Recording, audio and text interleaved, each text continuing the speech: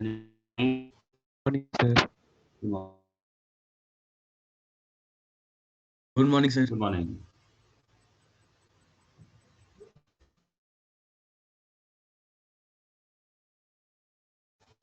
कल की क्लास में हम लोगों ने प्रोबेबिलिटी डिस्ट्रीब्यूशन चालू किया था, तो उसमें किसी को कोई दिक्कत है क्या?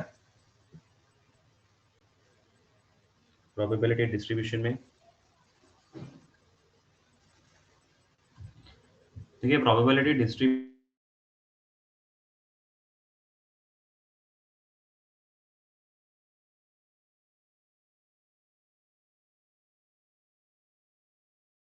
एक्सपेरिमेंट है। उसके हर एक आउटकम को हम लोग एक वैल्यू के साथ एसोसिएट करा रहे हैं। उस वैल्यू के साथ एसोसिएट करा के हम लोग जो भी वो वैल्यू है उसके होने की प्रोबेबिलिटी कैलकुलेट कर लें, हर एक वैल्यू की। तो उसको एक टेबल फॉर्म में बना लें तो प्रोबेबिलिटी डिस्ट्रीब्यूशन कहलाता है, राइट?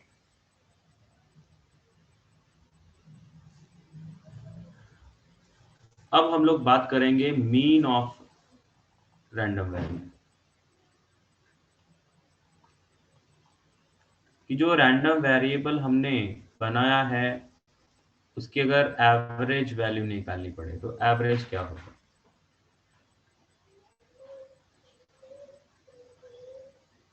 देखिए, आप लोग स्टैट्स पढ़ते हो, स्टैट्स में एवरेज वैल्यू किसको बोला जाता है, अगर खासकर उसकी फ्रीक्वेंसीज भी हो? सभी फ्रीक्वेंसी से उसके उस पर्टिकुलर नंबर इंटरवल को से मल्टीप्लाई करके divided by total summation of xi fi upon summation of, fi fi। मतलब जो भी वो नंबर है उस नंबर को हम लोग उसकी फ्रीक्वेंसी के साथ मल्टीप्लाई करा देते हैं, और ऐसे करके हर एक नंबर को उसकी फ्रीक्वेंसी के साथ मल्टीप्लाई करा के उसका सम कर देते हैं। डिनोमिनेटर वैल्यू हो गया, और डिनोमिनेटर में क्या है? सारी फ्रीक्वेंसीज का सम। बेसिकली जो हम लोग एएमजीएम में पढ़ते हैं, राइट? एएम भी तो यही होता है ना, वेटेड मीन। Yes yes. जो वेटेड एएम बोलेंगे हम लोग, वो यही तो होता है कि भी आपको जो हर एक नंबर की जो फ्रीक्वेंसी है वो अलग अलग दी गई है, तो हम लोग क्या मान के चल रहे थे कि भी वो नंबर इतने बार अवेलेबल है, तो अगर एवरेज निकालना है तो हम लोग क्या है, उस नंबर को उतने टाइम्स लिखेंगे कि ए वन प्लस ए वन प्लस ए वन प्लस ए वन, ऐसे करके उसकी फ्रीक्वेंसी, फिर ए टू की टर्न आएगी तो ए टू को, है ना? तो अल्टीमेटली दोनों सेम ही चीजें हैं, वेटेड मीन और जो आप एवरेज निकालते हो स्टैट्स में। अब मीन का जो मतलब है वो तो यही है। अब इसको प्रोबेबिलिटी डिस्ट्रीब्यूशन के साथ कैसे कोरिलेट किया जाएगा वो देखते हैं।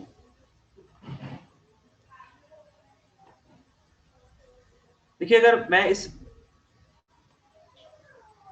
इस मीन को लिखना चाहूं, है ना, समीशन को अलग करके, तो x1 f1 x2 ऐसे करके लिख दूंगा, है ना?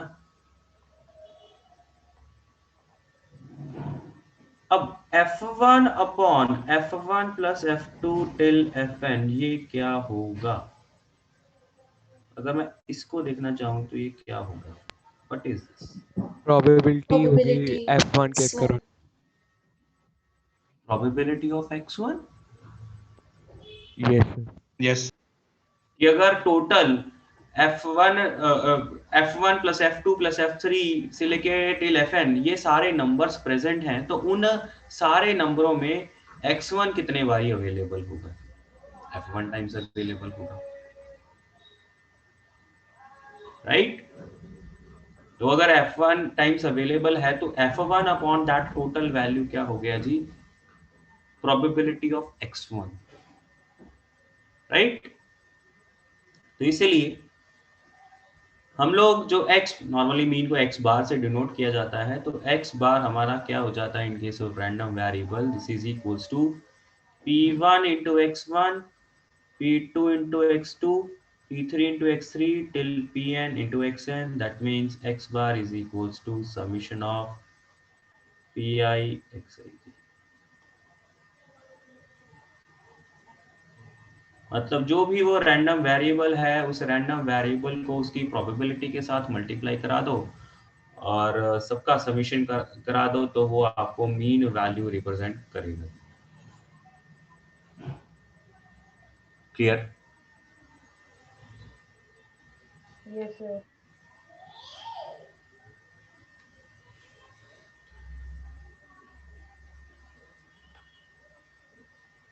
मीन वैल्यू को ही हम लोग कई बार इक्वेशंस में मीन वैल्यू टर्म लिखा होता है, कई बार एक्सपेक्टेड वैल्यू लिखा होता है, दोनों एक ही बात है।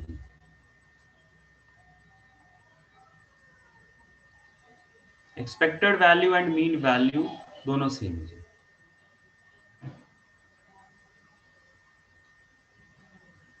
ठीक, देखिए एक्सपेक्टेड वैल्यू का टर्म कहाँ से आया है, मतलब या है ना, कोई भी एक एग्जांपल लेके इसको हम लोग समझ सकते हैं। एक्सपेक्टेड वैल्यू है क्या एक्चुअल में? देखिए, मतलब मान लीजिए कोई भी एक पर्सन है ना, वो किसी चीज के ऊपर बेट लगा रहा है। ठीक, मान लो कॉइन टॉस करने के ऊपर ही बेट लगा देते हैं, मतलब बेट लगाते हैं कि भी अगर कॉइन टॉस हुआ और हेड आया तो उसको 50 रुपीज मिल जाएंगे। ठीक, और अगर टेल आया उसको कुछ नहीं मिलेगा। अगर कॉइन टॉस करने पे हेड आता है तो उसको 50 रुपीज मिलेगा, और अगर टेल आता है तो उसे कुछ भी नहीं मिलेगा। तो अगर मैं इसकी यहां पे प्रोबेबिलिटी निकालना चाहूं कि what is the expected value of that particular scenario, है ना, उस केस में कि उसको कितने रुपीस मिलेंगे, इस चीज की एक्सपेक्टेड वैल्यू क्या है, तो आप क्या करेंगे कि भी उसे जितने अगर वो हेड आ जाए, अगर हेड आ जाए तो उसे 50 रुपीज मिलेगा, टेल आ जाए उसे कुछ भी नहीं मिलेगा, तो हम लोग इसका एवरेज ही तो निकालेंगे ना, कि हेड आने की प्रोबेबिलिटी हाफ है, उसको 50 से मल्टीप्लाई करा देंगे तो 25, और टेल आने की प्रोबेबिलिटी भी हाफ है, उसको 0 से मल्टीप्लाई करा देंगे, तो दोनों का सम होके अल्टीमेटली वो आपको क्या दे रहा है, मीन वैल्यू ही दे रहा है। और साथ में उसी टर्म को हम लोग एक्सपेक्टेड भी लिख के चलते हैं कि इस बेट में उसे कितनी एक्सपेक्टेशन है ना, कितनी एक्सपेक्टेशन है उसे पैसे मिलने की, मतलब कितने ऑन एन एवरेज बेसिस पे उसे पैसे मिल सकते हैं। बात समझ में आई? यस। तो ये जो एक्सपेक्टेड वैल्यू और मीन वैल्यू का टर्म है वो इस तरीके से रिलेट किया गया है, दोनों एक ही बातें को रिप्रेजेंट करते हैं। ठीक, सर वैसे ही जो हमने अभी एग्जांपल करा उसमें एक्सपेक्टेड वो 25 किस तरह से सोच सकता है, कभी या तो उसे कुछ मिलेगा या फिर नहीं मिलेगा, और तो वो हम लोग 50 या फिर देखिए ये जो चीजें हैं वो एक एवरेज बेसिस पे होती है। अब ऑल्दो अगर आप एक्सपेरिमेंट परफॉर्म करोगे तो अगर एक ही बार करोगे तो ठीक है कि भाई आपको या तो 0 मिलेगा या 50 मिलेगा, करेंगे तो इसका एवरेज ना। अगर मैं आपको बोलूं कि भाई अगर मैं इसी एक्सपेरिमेंट को 2 बार परफॉर्म करता, अगर मैं 2 बार बेट लगा दूं, तो ऑन एन एवरेज बेसिस पे मैं क्या बोलूंगा कि एक बार मैं बेट जीत जाऊंगा, एक बार मैं बेट हार जाऊंगा, तो एवरेज क्या रहेगा? एवरेज क्या रहेगा? 25 रहेगा। Yes sir. तो एवरेज इस तरीके से निकालते कि आप ये नहीं कह रहे कि भी मैं अगर जो एक्सपेरिमेंट परफॉर्म करूंगा वो एक ही बार करूंगा। जब आप एक्सपेक्टेड वैल्यू की बात करते हो, प्रोबेबिलिटीज की बात करते हो, आप एक सिंगल टाइम नहीं आप उसे परफॉर्म कर रहे होते हो, आप इनफाइनाइट नंबर ऑफ टाइम्स उसे कंसीडर करते चलते हो। क्योंकि मैं इनफाइनाइट नंबर ऑफ टाइम्स इस एक्सपेरिमेंट को परफॉर्म करूंगा तो ऑन एन एवरेज बेसिस पे मुझे कितनी वैल्यू मिलनी चाहिए। Okay, yes sir.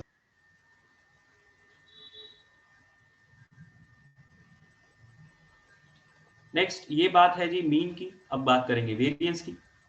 स्टैट्स में हम लोग वेरिएंस का फॉर्मूला भी पढ़ते हैं, तो वेरिएंस का फॉर्मूला एक बार देख लेते हैं जी दोबारा से। देखिए यहाँ पे जो कैपिटल एक्स है वही हमारा रैंडम वेरिएबल है, तो इसलिए मैं बार बार कैपिटल एक्स लिख रहा हूं। तो जो भी आप रैंडम वेरिएबल क्वेश्चन में एज्यूम करोगे, आप बेसिकली उस रैंडम वेरिएबल का ही मीन वैल्यू निकाल रहे हो, जिसको हमने कैपिटल एक्स बार से डिनोट कर दिया है, और उसी कैपिटल एक्स का वेरियंस निकालना चाह रहे हो। वेरियंस का फॉर्मूला होता क्या है जी? क्या होता है जी? कि आप हर एक वैल्यू को उसकी एवरेज के साथ सब्ट्रैक्ट करके स्क्वायर करते हो। वेरियंस का फॉर्मूला होता है स्टार्ट्स में fi into x i minus x bar का square upon summation of fi। ठीक? यस सर, यस सर होता है। तो यही फॉर्मूला मैं यहाँ पे भी यूज कर लूंगा। कैसे यूज करूंगा कि भाई अगर मैं आई की वैल्यू यहाँ पे 1 डाल दूं, तो है ना, जैसे मैंने यहाँ पे लिखा था मीन को, वैसे यहाँ पे भी लिख दूंगा। तो f1 upon summation of fi क्या होगा? वो प्रोबेबिलिटी ऑफ x1 बताएगा। सेम वही चीज है कि भी f1 upon f1 plus f2 plus f3 till fn आ जाएगा, यहाँ पे भी आएगा। ठीक है, तो वो प्रोबेबिलिटी ऑफ x1 बताएगा। तो उसको मैं मल्टीप्लाई कराऊंगा जी x1 माइनस x बार का होल स्क्वायर के साथ। फिर सेकेंड नंबर है, उसकी प्रोबेबिलिटी p2 है, तो उसको सब्ट्रैक्ट करेंगे उसकी एवरेज से, फिर स्क्वायर किया जाएगा। ऐसे करके हर एक नंबर को किया जाएगा जी। तो ये जो वैल्यू है ये आपका वेरिएंस है जी। तो ये वेरिएंस का फॉर्मूला है। इसको समीशन के टर्म्स में लिखना है, तो समीशन के टर्म्स में लिख देते हैं। Summation of p i into x i minus x bar का स्क्वायर, दिस इज वेरिएंस।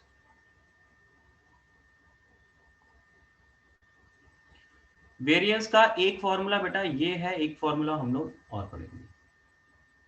वो क्या है? वो इसी फॉर्मूले को थोड़ा ओपन करके है ना दूसरे फॉर्म में लिखने का तरीका है जी। तो वो भी देख लेते हैं कि अगर मैं इसको ओपन करूं, इस स्क्वायर को ओपन कर लेता हूं,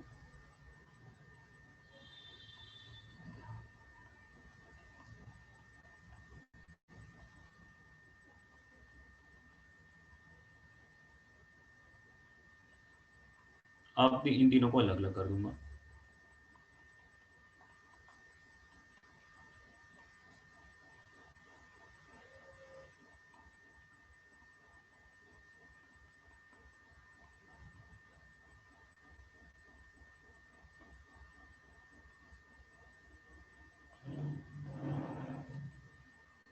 यहां तक ठीक है? हाँ जी, यहां तक समझ में आ रहा है? Yes sir. अब इसको तो बेटा ऐसे ही रहने देंगे, इसमें हम लोग कुछ भी सिंप्लीफिकेशन नहीं कर पाएंगे, तो इनको तो ऐसे ही रहने देंगे। इसमें देखिए एक्स बार तो एक फिक्स वैल्यू है ना, ये आई के ऊपर तो डिपेंड नहीं करेगा ना। यस तो ये अगर ये आई के ऊपर डिपेंड नहीं कर रहा है, तो इसको तो मैं क्या समीशन के बाहर निकाल सकता हूँ। मतलब मैं ये बोल सकता हूँ ना कि मैं एक कांस्टेंट क्वांटिटी के साथ हर एक टर्म को मल्टीप्लाई करा रहा हूँ।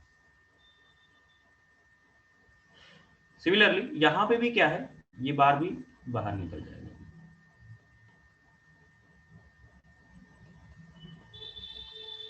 इतना क्लियर?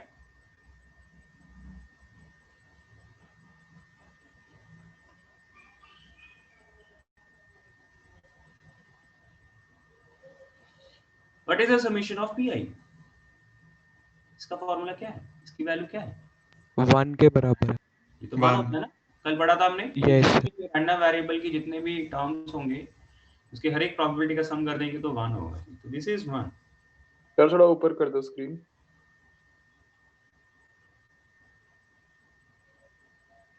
और ये क्या है जी? ये मीन को ही रिप्रेजेंट कर रहा है। ये मीन ही तो है।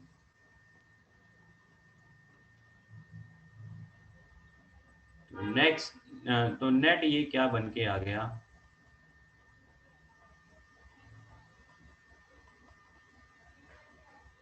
ये एक्स बार स्क्वायर था, ये माइनस 2 एक्स बार स्क्वायर है, तो नेट एक्स बार स्क्वायर का सब्ट्रैक्शन बचा रहेगा।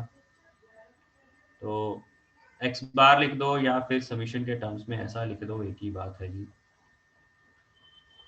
तो ये दूसरा तरीका है वेरिएंस को लिखने का। और इसको शॉर्ट फॉर्म में अगर लिखा जाएगा तो हम लोग क्या लिखेंगे जी? Expected value of x square minus sorry solution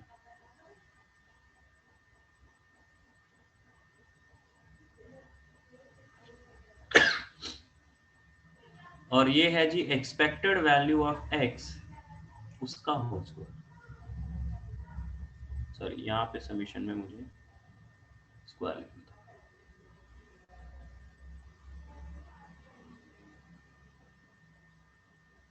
So this is expected value of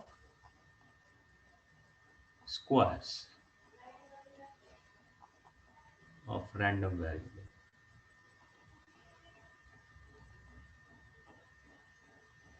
क्या इसको एक्सपेक्टेड वैल्यू ऑफ स्क्वायर्स बोल सकते हैं? एक्सपेक्टेड वैल्यू ऑफ स्क्वायर्स का मतलब हुआ कि भाई देखिए expected value of random variable क्या था कि भी हर एक वैल्यू को आप उसकी प्रोबेबिलिटी के साथ मल्टीप्लाई करा के सम करा दीजिए, दैट वाज एक्सपेक्टेड वैल्यू। अब expected value of squares of random variable मतलब वो जो भी वेरिएबल्स हैं रैंडम उसकी जो जो वैल्यूज हैं आप उन वैल्यूज का पहले स्क्वायर कर रहे हो और फिर उनकी एक्सपेक्टेड वैल्यू निकाल रहे हो, मतलब आप उनकी प्रोबेबिलिटी उनको प्रोबेबिलिटी के साथ मल्टीप्लाई करके सम कर रहे हो। बात समझ में आई? यस तो expected value of sir squares दोबारा ऑफ बोलना। Random variable minus expected value of random variable उसका स्क्वायर। सर ये पहला वाला टर्म एक बार दोबारा बोलना।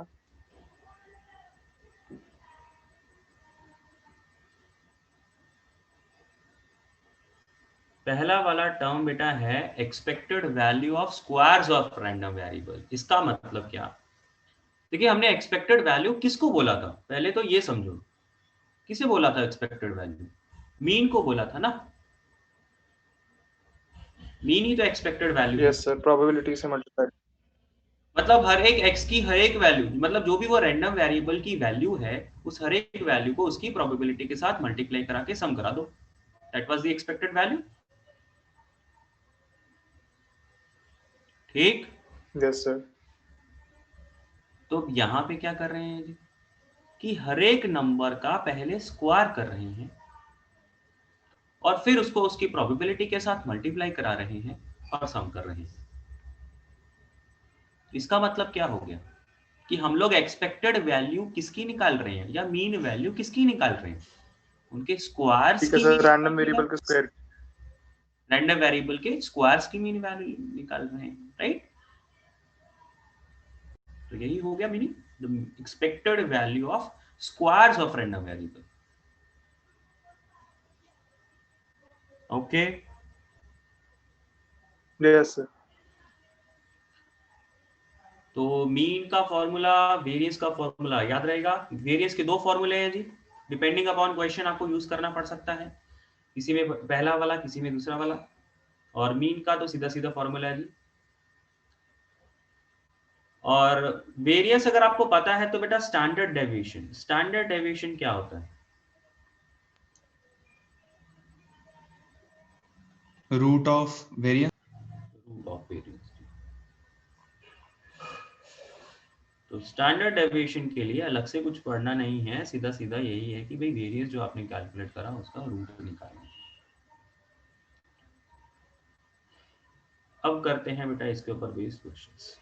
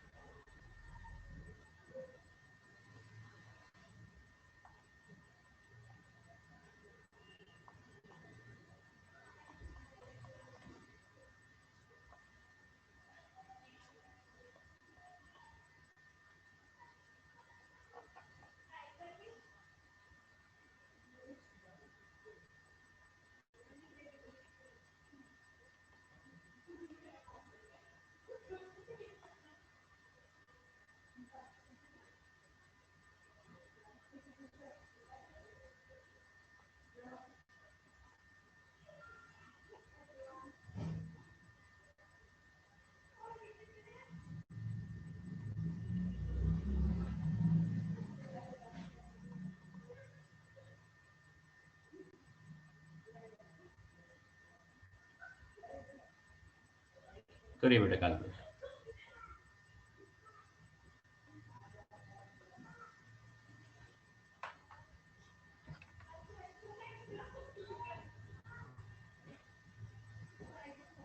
सर स्क्रीन एक मिनट ऊपर कर दोगे, थोड़ा सा पार्ट रह गया था उसमें।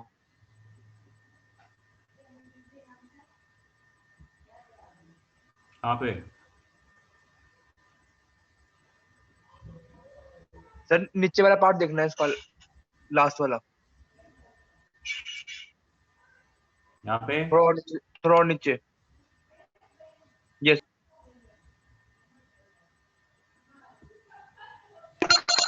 सर, कर लो नीचे।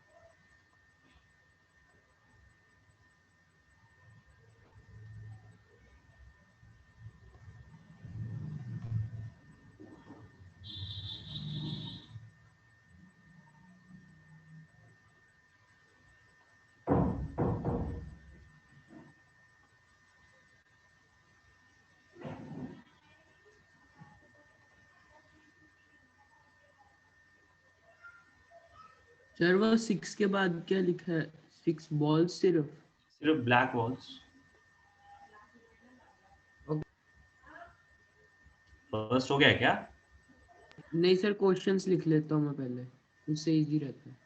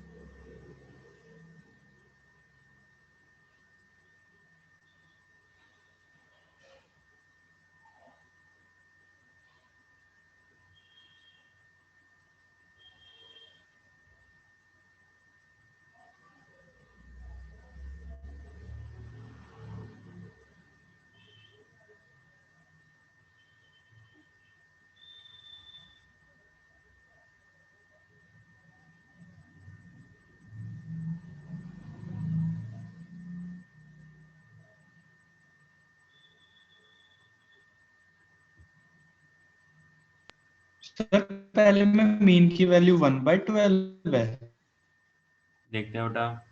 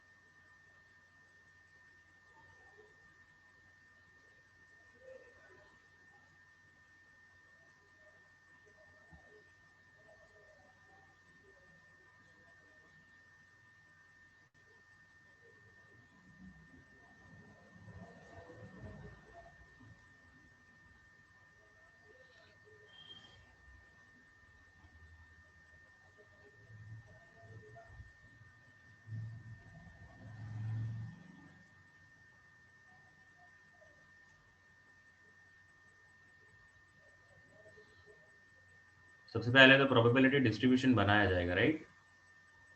Yes sir. क्या क्या Yes, वैल्यूज sir. हैं जी रैंडम वेरिएबल की यहाँ पे? 0, 1 and 2। 1 and Yes, 2. sir. Yes sir. Number of Yes, sir. मतलब कि अगर आप 2 कार्ड Yes. निकालोगे या तो एक भी कार्ड ना आए एक बार, या फिर एक आए या फिर 2 आए, है ना? तो चलो ये तो रैंडम वेरिएबल की है। अब इनकी प्रोबेबिलिटीज बताइए आप लोग, क्या है Sir, जी? 12 in अगर एक भी दोनों में से कोई भी कार्ड एस ना हो, इस चीज की प्रोबेबिलिटी क्या होगी? 48/50. 12 by 30. Yes, sir. 48 by 52. 50। कि जो पहला कार्ड निकालेंगे विद रिप्लेसमेंट है, दैट मीन्स जब आप फर्स्ट टाइम कार्ड निकालेंगे तो वो एस नहीं होना चाहिए, तो मतलब 48/52। yes sir. और जब Yes, दूसरी sir. बार कार्ड निकालेंगे तब 48/52 ही होगी। 48 by 50. 48/52, तो मतलब 48/52 का स्क्वायर, है ना? Yes sir. ठीक है।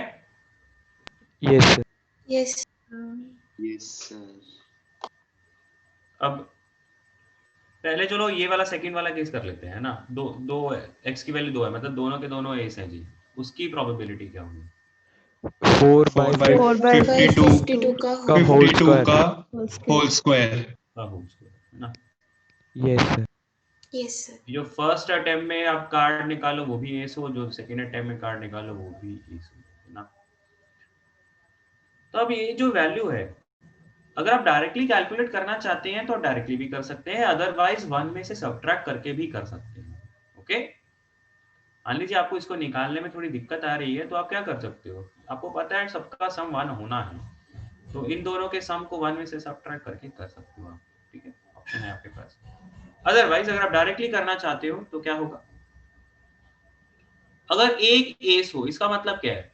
या तो ये सिनेरियो बनेगा कि फर्स्ट ट्रायल में एस निकलेगा Ace और आ जाए। सेकंड ट्रायल में आपका नॉन एस निकलेगा, तो उसका क्या Yes. तरीका होगा जी? 4 by 52 into 4/52 48. into 48 48 by इसका 2 times. 52। इसका डबल हो जाएगा। Yes sir. Yes. इसी का रिवर्स भी बोलेंगे हम लोग, है ना, कि फर्स्ट ट्रायल में नॉन एस आ जाए, सेकेंड ट्रायल में एस आ जाएगी, है ना? इसका डबल हो जाएगी। तो this is the probability distribution. तो प्रोबेबिलिटी डिस्ट्रीब्यूशन आपने निकाल लिया है। अब मीन वैल्यू क्या आएगी? What is mean? 0 को मल्टीप्लाई कराना पड़ेगा इससे 12/13 स्क्वायर से जी, ऑल्दो नहीं भी लिखते तो भी कोई दिक्कत नहीं थी। 1 को मल्टीप्लाई कराना पड़ेगा क्या इसकी प्रोबेबिलिटी से, Yes. which is 2 into Yes, 1/13 24/1. और ये क्या है जी? 1/13 का स्क्वायर। Whole कितना आंसर आया? 25/116 है। सर वहाँ पे 2 भी मल्टीप्लाई होएगा उसके साथ 1 by। लास्ट वाले में Yes sir. अरे हाँ, सही है। उससे आ गया 2/13. Yes sir. कितना हुआ ये? 24/169, ये हुआ 2/169 विच इज 26 बाय 169 जो कि 13 से कैंसिल आउट हो रहा है, तो 2 by 13 is the answer. 2/13। Yes ठीक। Yes, sir. और वेरिएंस, वेरिएंस में क्या है, वेरिएंस को कैलकुलेट करने के लिए आप अगर दूसरा वाला फॉर्मूला यूज कर लेंगे ना तो ज्यादा बेटर रहेगा। दूसरा वाला फॉर्मूला क्या है, expected value of their squares, मतलब इस वैल्यू का स्क्वायर करके उसकी प्रोबेबिलिटी के साथ मल्टीप्लाई कराना है, तो वो तो सीधा सीधा आपको दिख रहा है कि भाई ये 0 का स्क्वायर करा जाएगा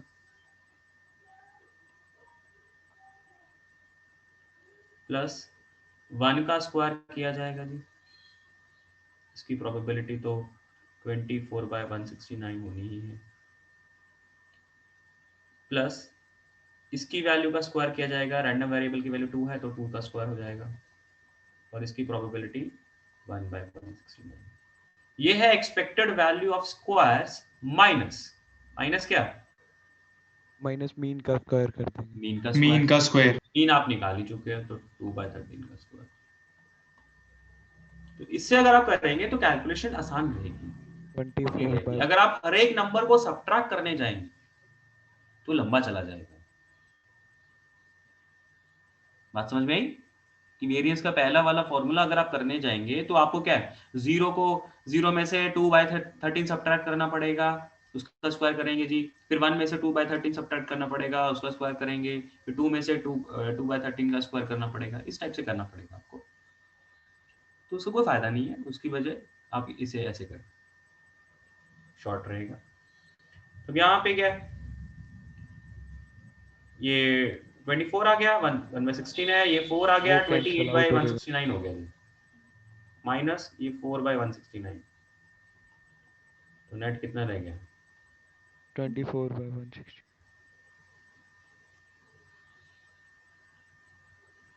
ठीक है। यस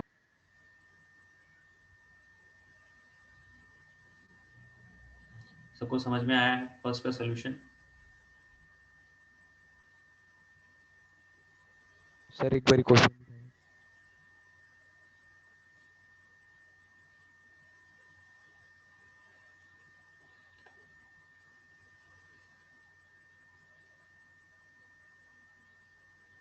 कवलीन 48/51 नहीं होगा बेटा, इसमें विद रिप्लेसमेंट है, मतलब अगर आप एक बार ही कार्ड निकाल लेते हो तो उसके ऊपर जो भी आंसर आया, मतलब वो जो भी कार्ड हुआ, आप उस कार्ड को वापस से पैक में रख देते हो जी।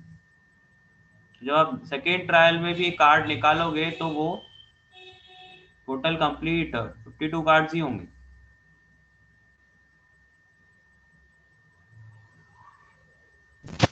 Okay, sir. Thank you, sir.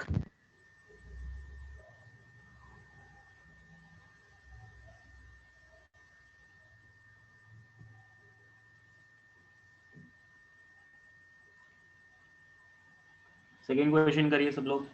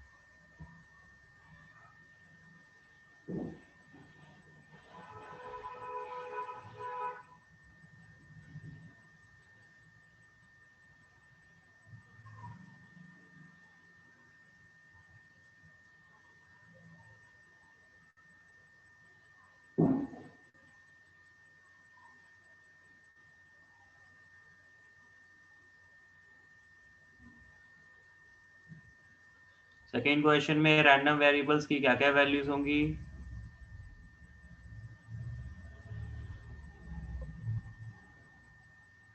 हाँ जी, सेकंड क्वेश्चन में रैंडम वेरिएबल की क्या क्या 0 to वैल्यू 4. होंगी? 0 to 1 0, 2 1, 3 4 0 1 2 3 4 ji. Number of whites है, 4 बॉल निकाल रहे हो तो चारों की चारों वाइट हो सकती हैं जी। 2 वाइट हो सकती हैं, 3 वाइट हो सकती है, 1 वाइट हो सकती है, 0 वाइट हो सकती है। 8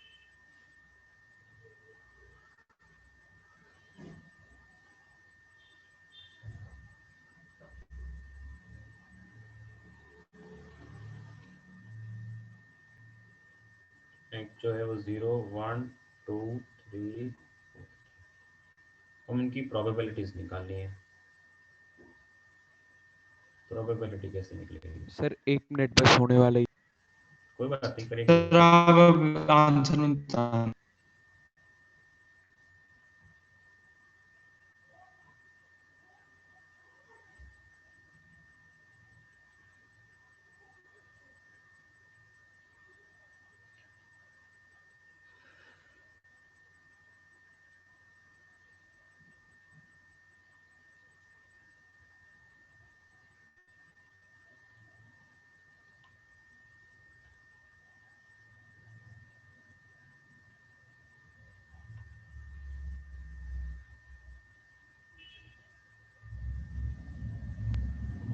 कर लो डिस्कस सर, हो गया।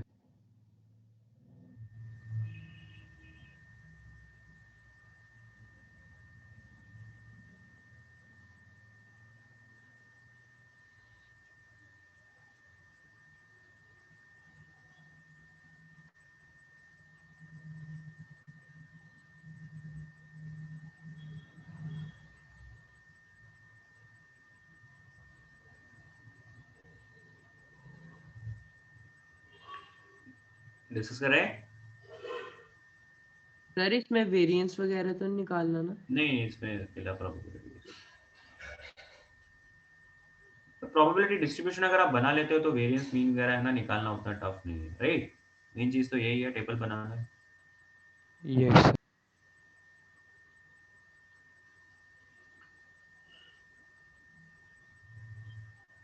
ओके बेटा, इसको स्टार्ट करते हैं।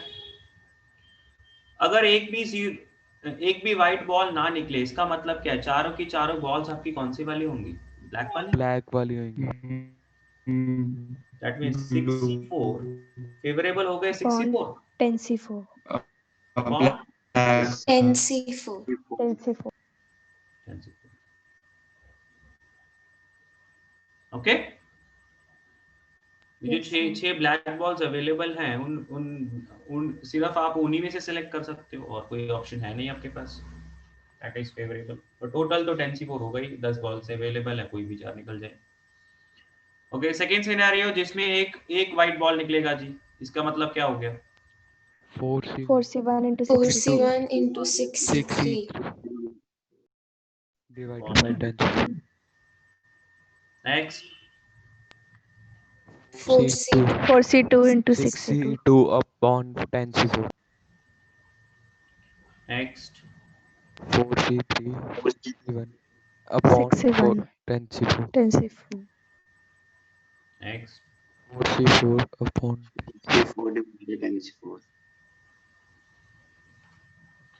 यही आएगा probability distribution. yes sir Yes, sir. तो सिंपलीफाई करना है तो सिंपलीफाई किया जा सकता है, ठीक है। वैल्यूज वगैरह आपको कैलकुलेट करनी पड़ सकती है।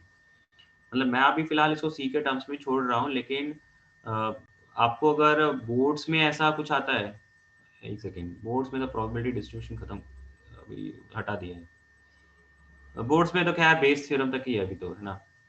तो चलो कंपटीशन की बात करते हैं। तो कंपटीशन में आपको ये वैल्यूज कैलकुलेट करनी पड़ सकती है, ठीक है ना। सर मेरा एक छोटा सा कंफ्यूजन है इस क्वेश्चन में। बोलो। सर जब हम 10C4 से टोटल प्रोबेबिलिटी निकाल रहे हैं, कुछ केस रिपीट नहीं हो जाएंगे? जैसे थर्ड टाइम में वाइट आया, फोर्थ टाइम में वाइट आया, और दूसरी बारी इसने काउंट कर लिया, थर्ड टाइम में वाइट आया, फोर्थ टाइम में वाइट आ गया, जैसे डिफरेंट की तरह ट्रीट कर रहा होगा। हाँ, तो फिर हम लोगों ने क्या बात किया था कि प्रोबेबिलिटी में कभी भी आइडेंटिकल का कोई रोल नहीं होता, हमेशा आप डिफरेंट की तरीके से काउंट करके करोगे क्वेश्चन को। इसका सर मतलब थोड़ा सा अजीब लग रहा है सर, मतलब अजीब क्या है? आप उसका प्रॉपर रीजनिंग दो, इसमें अजीब क्या है? आप बताओ कि क्या दिक्कत है। सर एक ही चीज होगी, वाइट थर्ड पे है, फोर्थ पे है, और फिर उसने काउंट किया वो अच्छा वाला तो फोर्थ पे है, वाइट फिर ओके, तो मैं वापस से उसी क्वेश्चन पे लेके चलता हूँ, जब जब मैंने आपको ये आइडेंटिकल और डिफरेंट का कंसेप्ट समझाया था कि भाई अगर दो हेड है, या सॉरी दो कॉइन्स साइमल्टेनियसली की बजाय अगर मैं एक ऐसे बोलूँ कि भाई एक कॉइन को मैंने 2 बार टॉस किया, ठीक है, तो what is the probability that कि दोनों के जो कॉइन है वो आइडेंटिकल है, ठीक है ना, जब सेम कॉइन है तो ऑटोमेटिकली आइडेंटिकल ही हो गया। What is the probability that कि भी दोनों बार हेड आए? What is the probability that दोनों बार टेल आए? What is the probability that एक बार हेड आए एक बार टेल आए? 1/4 1/2 1/4 आया तो फिर जो 1/2 आया तो वो आपने 1/2 क्यों लिया है? कि सर 2 बार रिपीट हुआ, तो फिर है तो मतलब वो एक है तो वो एक हेड और एक टेल ही तो ना, तो आपने से दो बार क्यों माना? पर सर यहाँ पे तो दोनों ही वाइट है, यहाँ पे वाइट और ब्लैक थोड़ा है। दोनों वाइट है मतलब वाइट को ही पहले उसने थर्ड और फोर्थ पे ले लिया, और उसके बाद सेम कंडीशन रखते हुए कि ऐसे ट्रीट करेगा कि वाइट कोई और बॉल है तो उसी वाइट को वो वापस थर्ड पे रख देगा, और दूसरी वाइट बॉल को फोर्थ। आप कौन से सिनेरियो में बात करना चाह रहे हो? सर जब हम टोटल ले रहे हैं तो उसमें मैं पूछ रहा था। टोटल ले रहे हैं मतलब 10c4? Yes sir. तो 10c4 में तो 10 में से कोई भी 4 बॉल्स आप ले सकते हो। सर यस, कोई भी 4 लेंगे तो सर वो ऐसे ट्रीट करेगा कि तीनों अलग अलग बॉल्स हैं, तो उसमें मैं पूछ रहा था कुछ केसेस रिपीट नहीं हो जाएंगे? इसमें कोई केस रिपीट नहीं होगा बेटा। और जो जो मैं आपको आंसर भी बता रहा हूँ ना, तो इसमें मैंने को तब भी बोला कि भी आप आइडेंटिकल को डिफरेंट की तरह कंसिडर करके ही करना है। वो ऑटोमेटिकली आपकी जो इक्वली लाइकली वाली जो बात है उसमें एडजस्ट हो जाता है, इक्वली लाइकली वाले में एडजस्ट हो जाता है। Okay okay okay sir.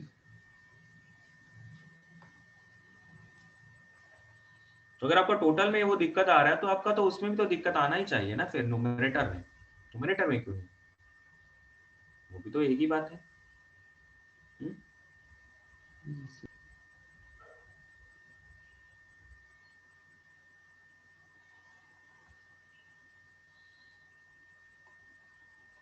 चलिए आगे चलते हैं, बायनोमियल डिस्ट्रीब्यूशन की बात करते हैं।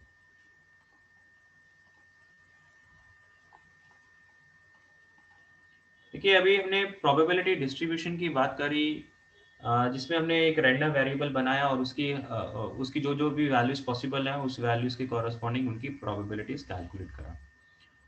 अब बात करेंगे हम लोग बायनोमियल डिस्ट्रीब्यूशन की। बायनोमियल डिस्ट्रीब्यूशन में क्या होता है? बायनोमियल डिस्ट्रीब्यूशन में सबसे पहली बात है सिर्फ 2 ही आउटकम होते हैं, इसमें कोई तीसरा आउटकम होता ही नहीं। मान लीजिए कि भी मैं आपको ये कह रहा हूं कि भाई डाइस मैंने थ्रो किया और नंबर 5 आए, तो 5 आना एक सिनेरियो हो गया, और एक उसका अपोजिट सिनेरियो हो गया कि नॉट 5। अब या तो 5 होगा या फिर 5 नहीं होगा, सीधा सीधा ये 2 केसेस आप मान के चलोगे। आप उसमें ये नहीं सोचोगे कि अच्छा 4 होगा या 3 होगा या 2 होगा, आप उसमें फर्दर वेरिएशंस नहीं बनाते। तो बायनोमियल डिस्ट्रीब्यूशन में आप जो भी एक्सपेरिमेंट परफॉर्म करते हो उसके लिए सिर्फ 2 ही आउटकम होते हैं हर एक ट्रायल में। हर एक ट्रायल में 2 ही आउटकम, और उन आउटकम्स को भी हम लोग क्या करते हैं, हम लोग उन्हें सक्सेस और फेलियर का नाम दे देते हैं। तो इन शॉर्ट हम लोग हमेशा जो भी बायनोमियल डिस्ट्रीब्यूशन है उसमें हम लोग 2 ही आउटकम लेके चलते हैं, एक सक्सेस और एक फेलियर। अब उसके लिए हम लोग पहले बर्नौलीज ट्रायल्स के बारे में बात करते हैं। ये जो बायनोमियल डिस्ट्रीब्यूशन है वो बर्नौलीज ट्रायल्स के ऊपर बेस्ड है जी, और उसकी कंडीशंस देखते हैं।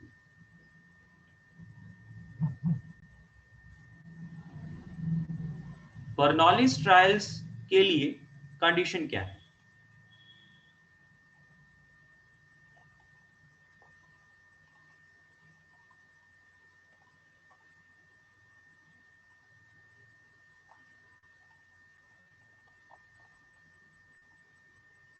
देखिए उन ट्रायल्स को बर्नौलीज ट्रायल्स बोला जाएगा जो कि फॉलोइंग कंडीशंस जो होंगी, जो हम लोग आगे लिखने वाले हैं, उनको फॉलो करेगा जी। जिसमें सबसे पहली कंडीशन है they are finite in number.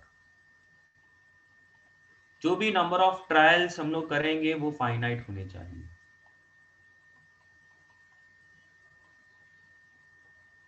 Bernoulli's trials में सबसे पहली कंडीशन क्या है? They are finite in number. मतलब मैं आपको बोलूं कि एक क्वाइन को मैंने टॉस किया है 5 बारी, ठीक, और उसके ऊपर ऑड नंबर आए, ठीक, उसके ऊपर ऑड नंबर आने को मैं सक्सेस मान रहा हूं, तो ऑटोमेटिकली क्या है, अगर ऑड नंबर नहीं आता है दैट मींस ऑटोमेटिकली है ना, वो तो इवन ही है, और तो इवन नंबर आने को मैं क्या मानूंगा? फेलियर मानूंगा। Yes sir. तो अगर मैं ये चाहता हूं कि वो 5 बार ट्रायल करने पे मुझे 3 बार सक्सेस मिले, दैट मींस 3 बारी ऑड नंबर मिले, तो ऑटोमेटिकली 2 बारी क्या हो जाएगा? इवन नंबर मिलना चाहिए। तो वो एक सिचुएशन जो मैं आपको है ना यहाँ पे दे रहा हूँ, वो एक बर्नौलीज ट्रायल को फॉलो कर रहा है, उसकी पहली कंडीशन को फॉलो कर रहा है कि that is they are finite in number. जो आप ट्रायल कर रहे हो, 5 ट्रायल कर रहे हो, तो 5 ट्रायल है जी फाइनाइट नंबर। सेकेंड कंडीशन है they are independent to each other.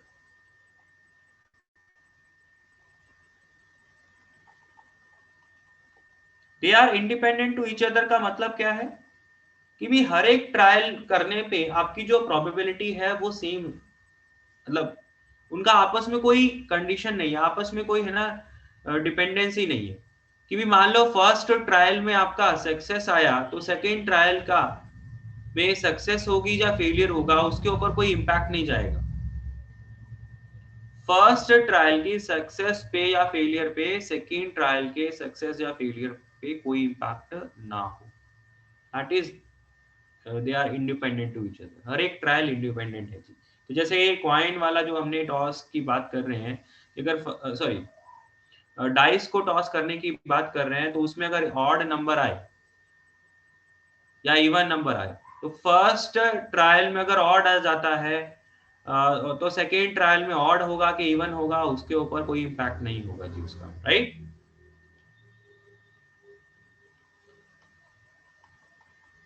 Third condition क्या है?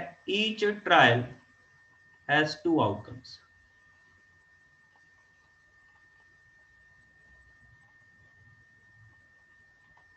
सक्सेस और फेलियर, हर एक ट्रायल के 2 ही आउटकम होंगे। बर्नौलीज ट्रायल्स में और कोई आउटकम होता नहीं है। और फोर्थ कंडीशन है द प्रोबेबिलिटी ऑफ सक्सेस और failure remains same in each trial। हर एक ट्रायल में जो सक्सेस होने की प्रोबेबिलिटी है या फेलियर होने की प्रोबेबिलिटी है वो बराबर रहेगी।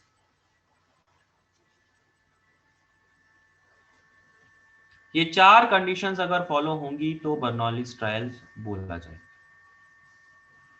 पहली कंडीशन फाइनाइट होने चाहिए नंबर ऑफ ट्रायल्स। दूसरी कंडीशन इंडिपेंडेंट होने चाहिए ट्रायल्स एक दूसरे पे, दैट मीन्स कि अगर आप फर्स्ट ट्रायल के ऊपर क्या आउटकम आया है उसका कोई इंपैक्ट नहीं होना चाहिए कि सेकेंड ट्रायल के आउटकम पे, ठीक। थर्ड, 2 ही आउटकम होने चाहिए। फोर्थ, जो दोनों आउटकम्स की जो प्रोबेबिलिटी है वो हर एक ट्रायल में सेम होनी चाहिए, मतलब फर्स्ट ट्रायल में सक्सेस होने की प्रोबेबिलिटी, सेकेंड में सक्सेस होने की प्रोबेबिलिटी, ऐसे करके हर एक ट्रायल में सक्सेस होने की प्रोबेबिलिटी सेम होनी चाहिए। एंड ऑटोमेटिकली फेलियर की प्रोबेबिलिटी क्या होगी? 1 माइनस ऑफ सक्सेस। यस। तो अगर सक्सेस की बराबर होगी तो फेलियर ऑटोमेटिकली बराबर हो जाएगा, ठीक है ना। तो इसलिए सक्सेस और फेलियर लिख दिया है, अगर एक बराबर होगा तो दूसरा ऑटोमेटिकली बराबर हो जाता है।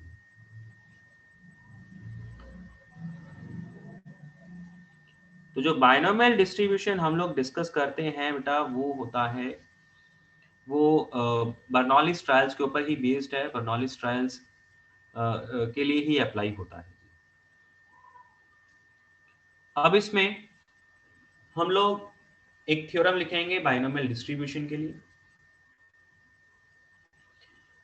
देखिए जैसे हमने प्रोबेबिलिटी डिस्ट्रीब्यूशन बनाया, प्रोबेबिलिटी डिस्ट्रीब्यूशन था रैंडम वेरिएबल की जो वैल्यूज पॉसिबल है उनकी हर एक की प्रोबेबिलिटी निकाला जाए।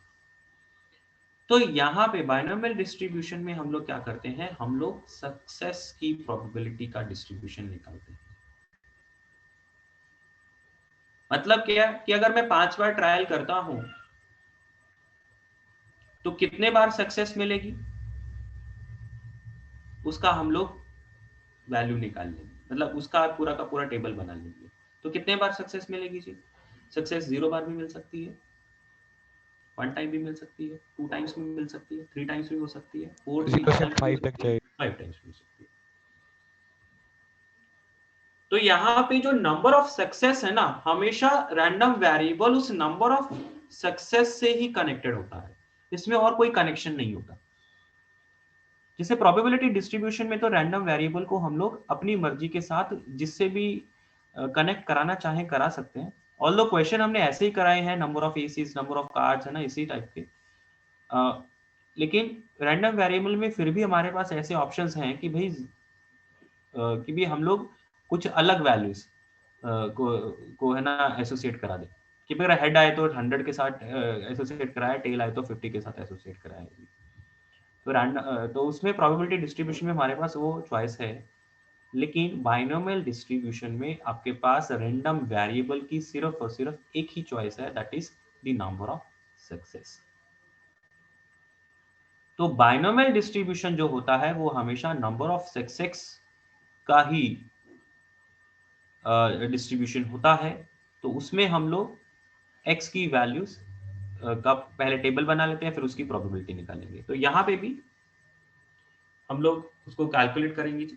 तो उसके लिए थ्योरम देखते हैं, रिजल्ट्स देखते हैं जी। थ्योरम क्या है पहले इसको लिख लेते हैं, फिर उसको समझ लेंगे जी। If we perform a series of n Bernoulli trials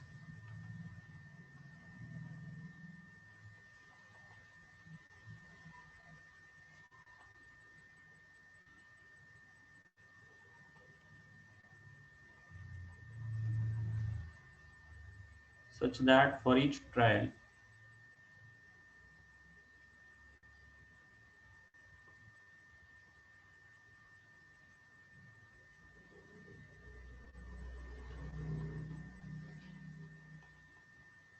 P is the probability of success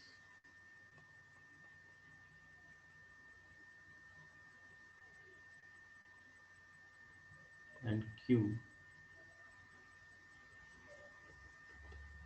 is the probability of failure। Bracket में लिख रहा हूं where P plus Q will be 1, then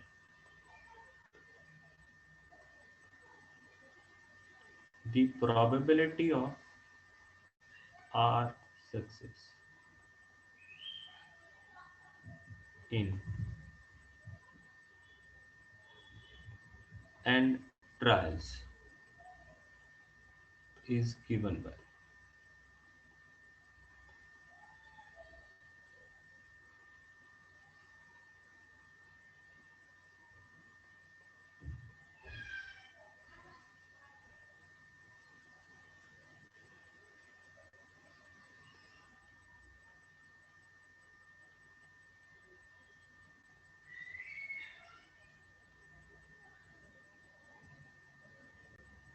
ये फॉर्मूला है प्रोबेबिलिटी का। बाइनोमियल डिस्ट्रीब्यूशन में आपको कुछ कैलकुलेट नहीं करना पड़ता है। जैसे आपने प्रोबेबिलिटी डिस्ट्रीब्यूशन में तो आपको हर बारी अगर x की वैल्यू 0 है तो उसके लिए क्या प्रोबेबिलिटी होगी आपको सोचना पड़ता है,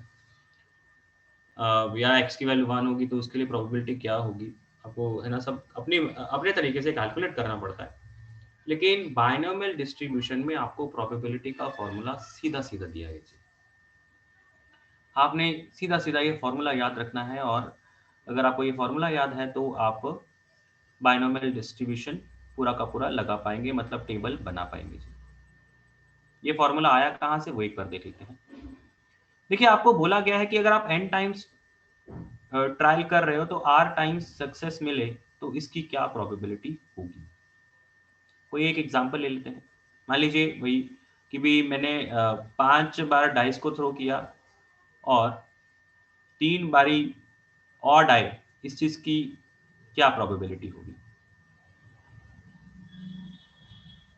ठीक, तो ऑड आने को मैं सक्सेस मान रहा हूं और इवन आने को मैं फेलियर मान रहा हूं। तो what is the probability of success? Half. And what is the probability of failure? Half ही है। हाफ। ठीक है, ओके। तो बेटा अगर 3 बारी सक्सेस मिले, मतलब 3 बारी ऑड नंबर मिले जो आप 5 बार ट्रायल करेंगे, तो उसके क्या क्या तरीके हैं। पहला तरीका तो ये है कि भाई पहले तीनों ट्रायल्स पे आपको ऑड मिल जाए और 4th और 5th ट्रायल पे इवन मिले। Yes sir. और क्या वे है कि फर्स्ट, सेकेंड और 4th ट्रायल पे आपको ऑड मिले और 3rd और 5th पे आपको इवन मिल जाए। ठीक, और क्या तरीका है? फर्स्ट, सेकेंड और 5th पे आपको ऑड मिल जाए और 4th और 5th पे इवन मिल जाए। तो इस तरीके से क्या मैं ये बोल सकता हूं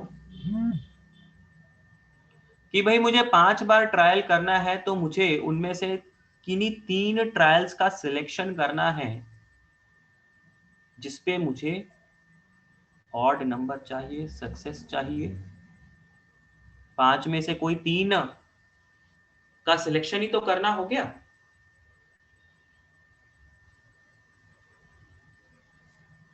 क्या ये बात सबको समझ में आ रही है? सर फिर उसका अरेंजमेंट भी हमें कंसिडर करना है ना इसमें। अरेंजमेंट जो पॉसिबिलिटीज हैं वो सारी की सारी कंसिडर तो करनी पड़ेंगी ना।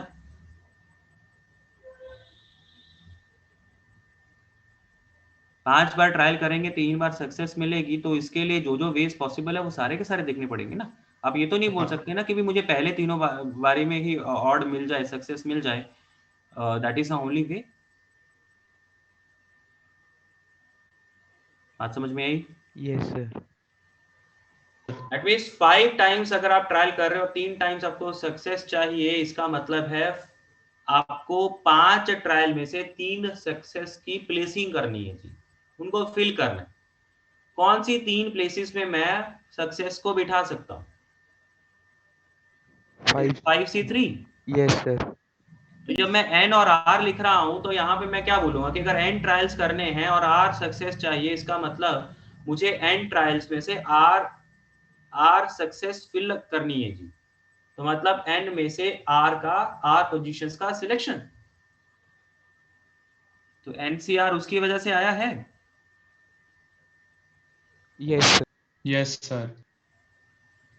तो जो भी आप केस उठा लेंगे, मान लीजिए आपने जो 5 और 3 वाला था एग्जांपल, उसमें आपको 5 ट्रायल में से 3 सक्सेस चाहिए, 2 फेलियर चाहिए, तो आप उसमें से ना 5C3 में से कोई भी केस उठा के देख लो।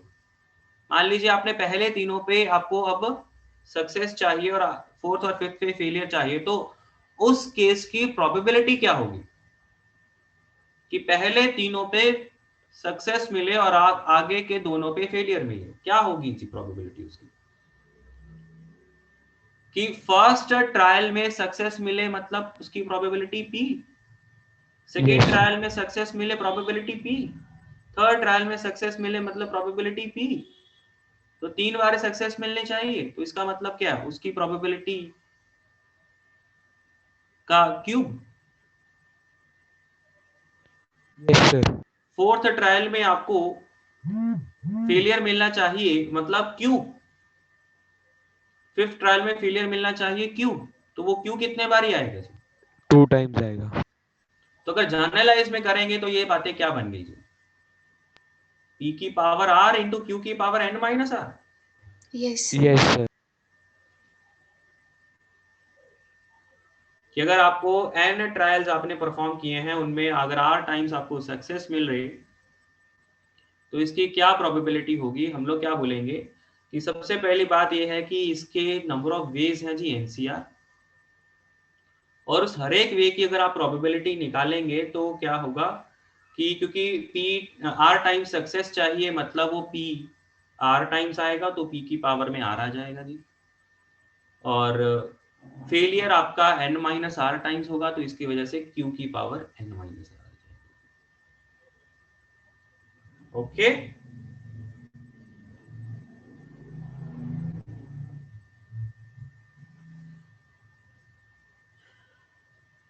सबको क्लियर है?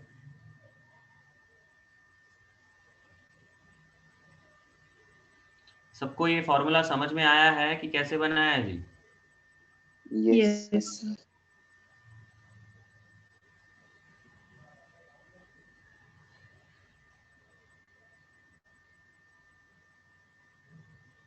तो अब इसके ऊपर हम लोग कुछ क्वेश्चंस करेंगे, और उसके पहले एक बार नोटेशन देख लेते हैं जी।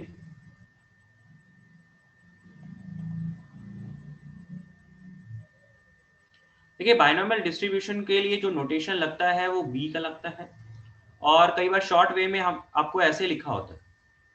मान लो मैं एक एग्जांपल लेता हूं, मैंने आपको बोला कि भी आपने बाइनोमियल डिस्ट्रीब्यूशन बनाना है किसका, B, 4, 1/3। ये शॉर्ट वे है बाइनोमियल डिस्ट्रीब्यूशन को लिखने का, और इसका मीनिंग क्या होगा ये अब आपने देखना है। क्या मीनिंग है जी? इस B का मतलब है बाइनोमियल डिस्ट्रीब्यूशन, 4 का मतलब क्या है? Number of Total total number of trials, number of trial. ठीक है। और ये 1/3 का मतलब क्या प्रोबेबिलिटी है? Of success. Probability of probability success. Of success. तो जो बाइनोमियल डिस्ट्रीब्यूशन होता है उसको आप बड़े शॉर्ट वे में ऐसे लिख देते हो। तो क्वेश्चन में भी कई बार आपको ऐसे दिखता है ना कि भी फाइंड द मीन ऑफ, मतलब आगे जाके मीन के बारे में बात करेंगे, find the mean of B 4, 1/3, ऐसे क्वेश्चन लिखा होता है। तो इससे ऑटोमेटिकली इतनी शॉर्ट वे में जो वैल्यू लिखी गई उससे आप जजमेंट लगा सकते हो इसमें नंबर ऑफ ट्रायल्स कितने हैं और प्रोबेबिलिटी ऑफ सक्सेस कितनी है। तो प्रोबेबिलिटी ऑफ सक्सेस अगर आप पता है तो ऑटोमेटिकली प्रोबेबिलिटी ऑफ फेलियर पता है आपको, है ना? तो आप पूरा का पूरा बाइनोमियल डिस्ट्रीब्यूशन कैलकुलेट कर पाओगे, ठीक है? तो ये जो पहले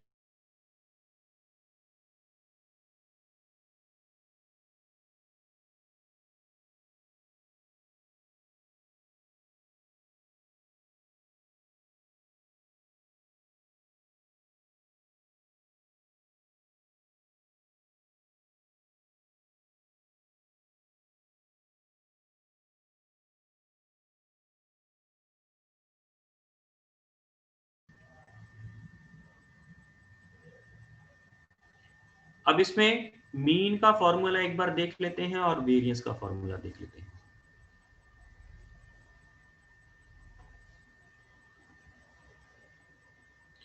जो मीन की वैल्यू बेटा आती है वो होती है n/p। देखिए, इसको प्रूव करने का तरीका तो वही है जो हमने प्रोबेबिलिटी डिस्ट्रीब्यूशन में पढ़ा कि भी आप हर एक प्रोबेबिलिटी को यहाँ पे अगर मैं इसका मतलब बाइनोमियल डिस्ट्रीब्यूशन में लिख ही दूंगा तो हर एक नंबर जो है उसको उसकी प्रोबेबिलिटी के साथ मल्टीप्लाई करा के और उनका नेट सम कराओगे। तो मीन वही चीज होता है यहाँ पे भी, और वहां पे तो देखो बहुत सारी चीजें हैं तो इसलिए हमारे पास एक इन जनरल फॉर्मूला नहीं होता, हमें प्रोबेबिलिटी और वेरिएबल की वैल्यू के टर्म्स में लिखना पड़ता है। लेकिन बाइनोमियल डिस्ट्रीब्यूशन में क्योंकि दो ही चीजें हैं और प्रोबेबिलिटी का फॉर्मूला भी स्टैंडर्ड है तो इसलिए मीन का जो फॉर्मूला है बहुत छोटा सा बन के आ जाता है, विच इज n/p। और वेरिएंस का फॉर्मूला यहाँ पे क्या होता है, n/p/q।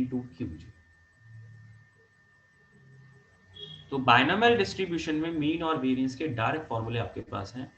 प्रोबेबिलिटी डिस्ट्रीब्यूशन में आपको जो फॉर्मूला प्रोबेबिलिटी इनटू वैल्यू के टर्म्स में आप उसको अप्लाई करके सॉल्व करना पड़ता है। और बाइनोमियल डिस्ट्रीब्यूशन होगा क्या वो एक बार देख लेते हैं जी।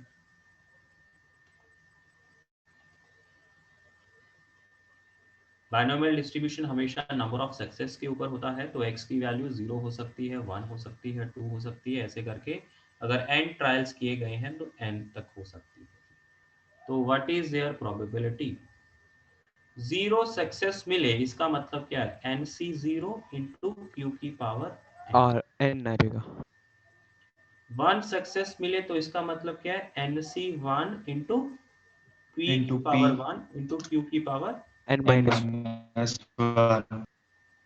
x की वैल्यू 2, मतलब नंबर ऑफ सक्सेस अगर 2 मिले तो इसका मतलब क्या? nc2 p square into q की पावर n माइनस 2। तो इस तरीके से आपका ये बाइनोमियल डिस्ट्रीब्यूशन बनेगा। तो मीन निकालने के लिए आप क्या करोगे? इस 0 वैल्यू को इस प्रोबेबिलिटी के साथ मल्टीप्लाई कराओगे, 1 वैल्यू को इसके साथ, 2 वैल्यू को इसके साथ, 3 आएगा उसको उसकी प्रोबेबिलिटी के साथ, और लास्ट वाला NCN इंटू पी की पावर n हो जाएगा इसके साथ। तो इस तरीके से मीन निकाला जाएगा। तो मीन निकालने का जो मेथड है वो तो सेम ही है जो है पहले वाले में पढ़ा, बस फॉर्मूला यहाँ पे आपके पास डायरेक्टली बन जाता है। एंड वेरियंस भी सेम चीज की भी उसका भी यहाँ पे फॉर्मूला आपके पास डायरेक्ट बन जाता है।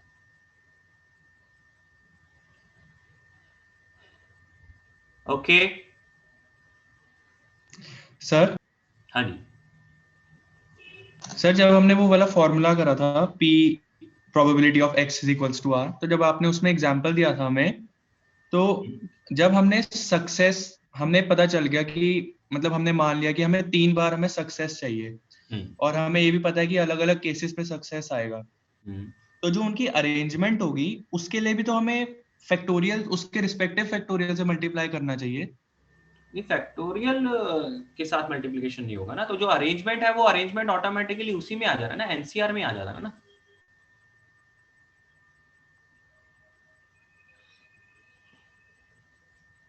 वो जो अरेंजमेंट है वो ऑटोमेटिकली एनसीआर की वैल्यू में ही तो आ जा रहा है।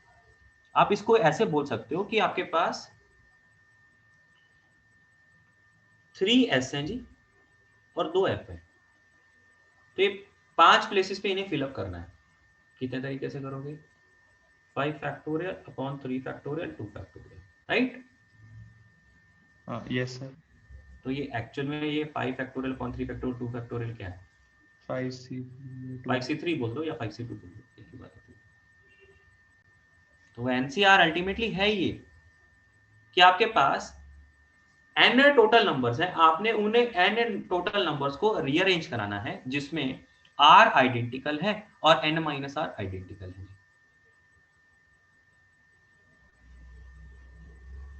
बात समझ में आई? Yes sir. तो वो अगर आप s तीनों s पहले तीनों पे रख लेते हो और दोनों जो f है वो लास्ट में रख लेते हो, तो मतलब ये वन वे हो गया 3 बार सक्सेस मिलने का। अब इन तीनों s और 2f के जो अरेंजमेंट होंगे, इन अरेंजमेंट्स का मतलब क्या हो गया कि अगर मैं यहाँ पे s लेके आ जाता हूँ, यहाँ पे s लिख लेता हूँ, यहाँ पे f लिख लेता हूँ, यहाँ पे s लिख लेता हूँ, यहाँ पे f लिख लेता हूँ, इसका मतलब क्या हो गया कि फर्स्ट ट्रायल में s, सेकेंड में s, थर्ड में f, फोर्थ में s, फिफ्थ में f, तो अल्टीमेटली वो अरेंजमेंट ही तो आ गए। Yes sir. है ना? तो वो केसीसी तो बन गया कि भी यहाँ तीन सक्सेस आपको कैसे कैसे मिल सकती है। ठीक है, तो एनसीआर को ही रिप्रेजेंट कर रहा है वो। सर ये जो P है वो probability of success in each trial है। हाँ जी। तो sir P equals to Q नहीं होगा बाइनोमियल ट्रायल से? नहीं सर आपने लिखवाया तो था सेम होगी probability. Probability of success and failure बराबर नहीं होती। प्रोबेबिलिटी ऑफ सक्सेस और failure remains same in each trial. मतलब अगर फर्स्ट ट्रायल के सक्सेस होने की प्रोबेबिलिटी 1/3 है तो सेकेंड ट्रायल के भी सक्सेस होने की प्रोबेबिलिटी 1/3 ही होगी। मतलब सक्सेस को सक्सेस के साथ कंपेयर करोगे। ठीक है सर, वो मैंने मिसअंडरस्टैंड कर लिया।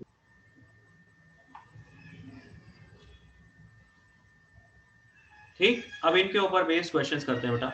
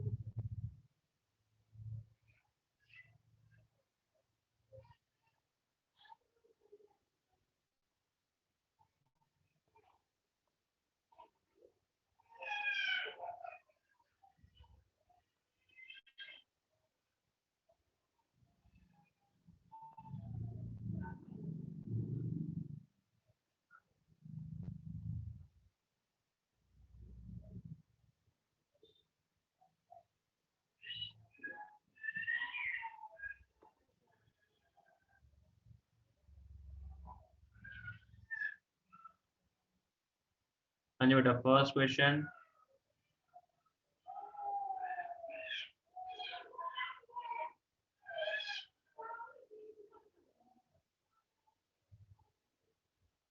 फर्स्ट का आंसर क्या रहा है?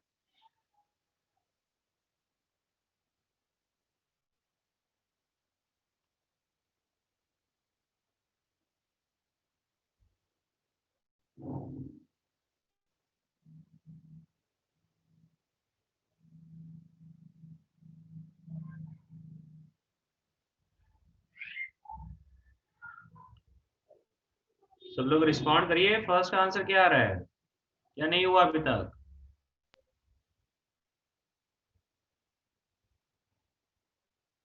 सर भी कर रहे हैं। ओके, तो क्या क्वेश्चन पहले लिखने लगे क्या सब लोग? सर 210/1024। ओके, देखते हैं बेटा। Yes, sir. That's the यही आ रहा Yeah. है। यस सर, यही आ रहा है।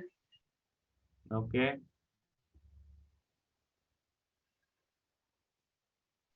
यस, यही आ रहा है। अगर हेड आने को सक्सेस माना जाए तो सक्सेस की प्रोबेबिलिटी कितनी है? हाफ है। हाफ 1 है। by 2. और फेलियर की प्रोबेबिलिटी? हाफ ही है। 1 by 2. और 10 बार ट्रायल कर रहे हैं, इसका मतलब क्या है, 10 हो गया। तो मतलब सक्सेस आपको कितने बार चाहिए? 6 times. 6 टाइम्स चाहिए जी। तो NCR मतलब 10C4, sorry 10C6 6.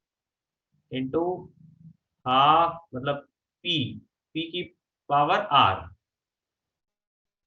6 into half failure की प्रोबेबिलिटी, उसकी पावर N-R, तो 4. Which is 4। मतलब 4 यहाँ पे। तो 10C6 की वैल्यू निकाल ली है आपने? कितनी आ रही है? 210 आ रही है क्या?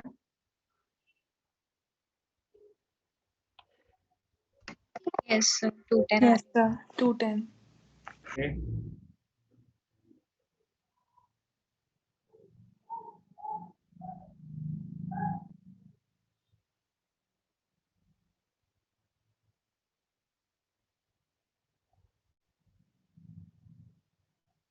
तो 24 और ये करके 3 आ जाएगा, तो ये 210/10।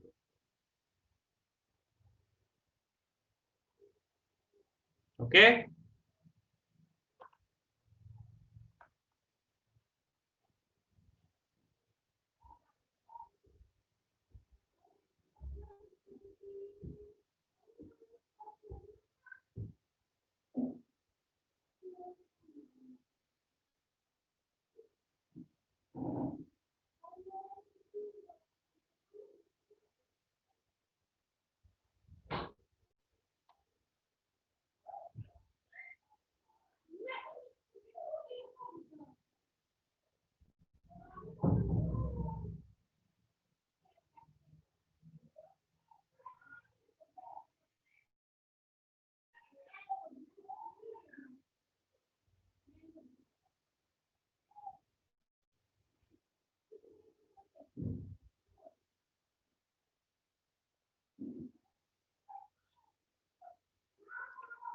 नंदनी सेकंड का आंसर सही है बेटा।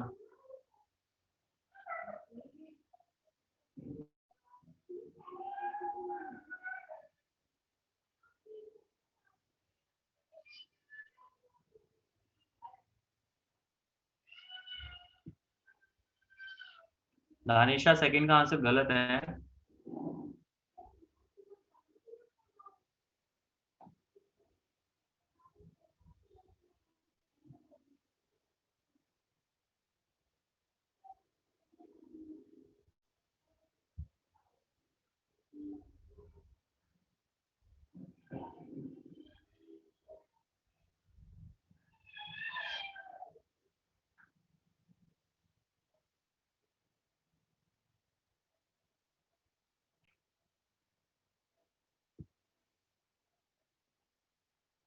कृति सही है जी।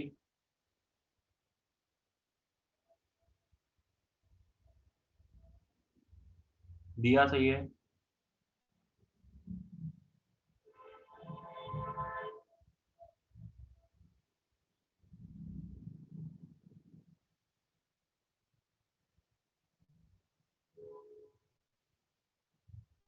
प्रणव सही है, गौरव सही है, हर्षिता सही है।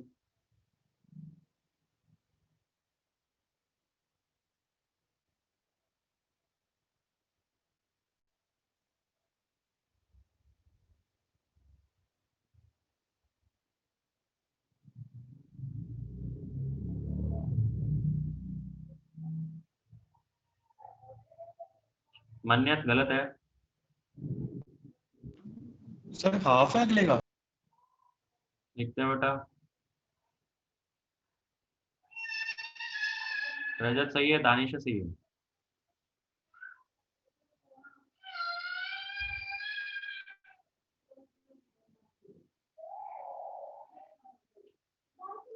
श्रेय सही है, संजीत सही है।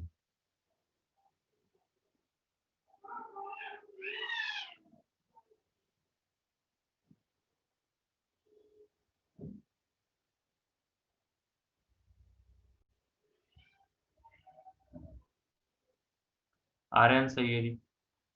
चलिए सेकंड को हम लोग डिस्कस करते हैं और आंसर क्या आ रहा है। सर हाफ आ रहा है। हाफ आ रहा है। हाफ आ रहा है। चलो, ठीक है।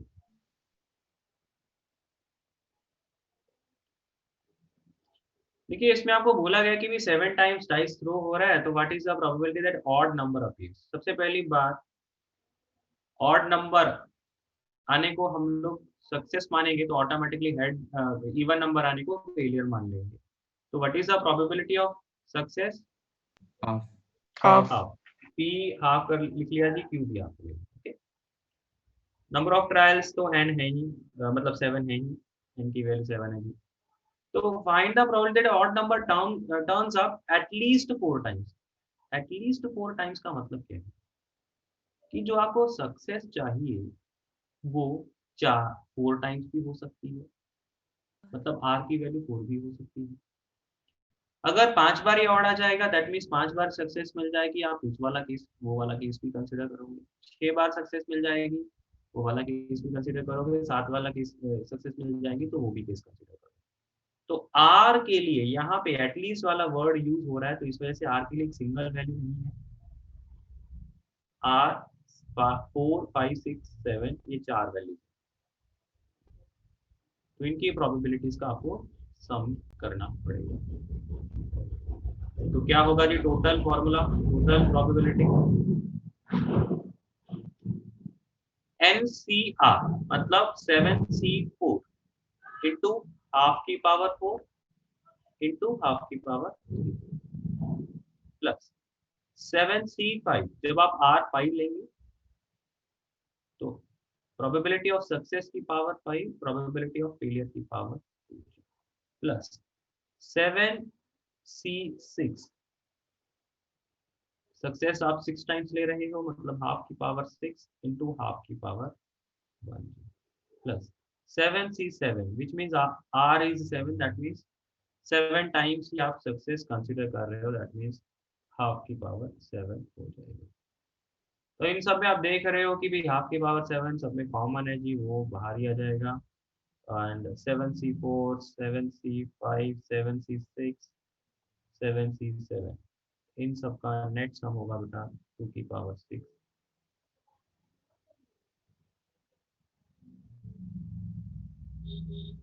ओके,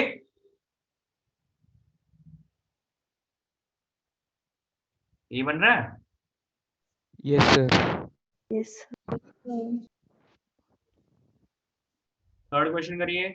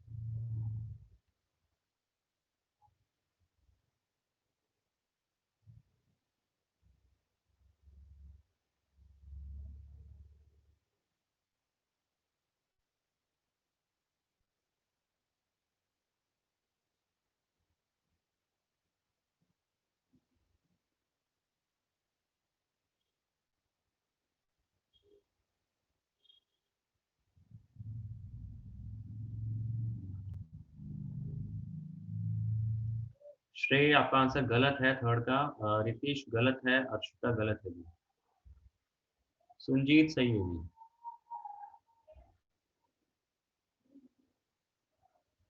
अग्रिमा गलत है, अगम गलत है जी।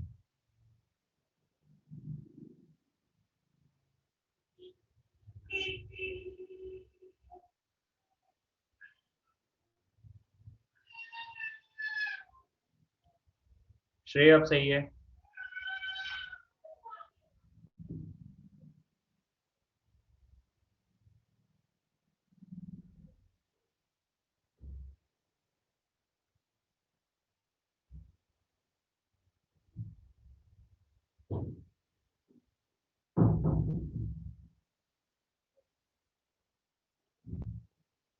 मन्यत गलत है, दिया गलत है, नंदिनी गलत है,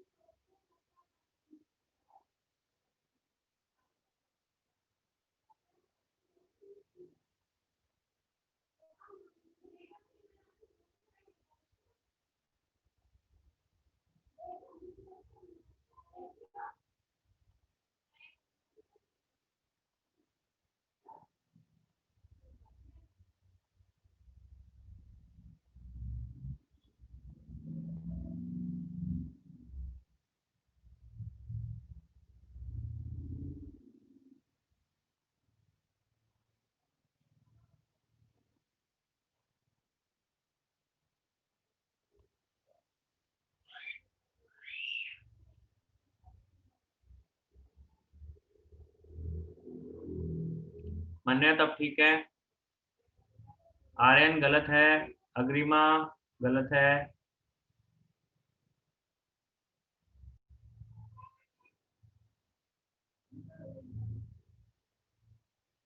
हाँ जी थर्ड डिस्कस करें।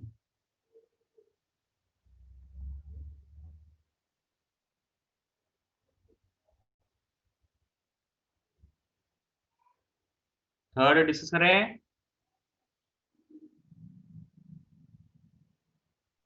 Yes sir. देखिए इसमें और फर्स्ट क्वेश्चन में क्या डिफरेंस है, सबसे पहले तो ये देखते हैं। देखिए फर्स्ट क्वेश्चन में आपको बोला गया कि 10 ट्रायल होने पे आपको,